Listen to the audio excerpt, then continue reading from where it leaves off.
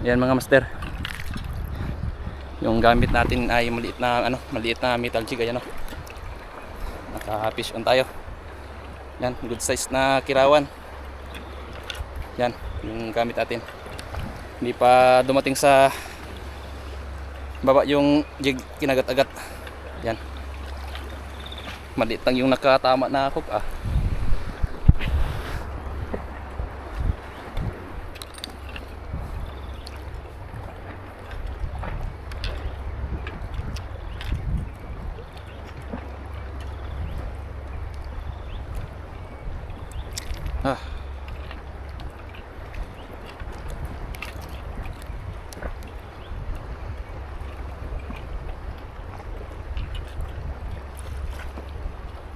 Yan lang yung tama mga master.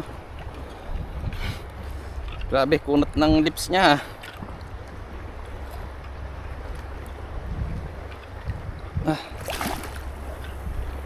Gamitan natin ng plies. Gamitan ko lang ng plies mga master.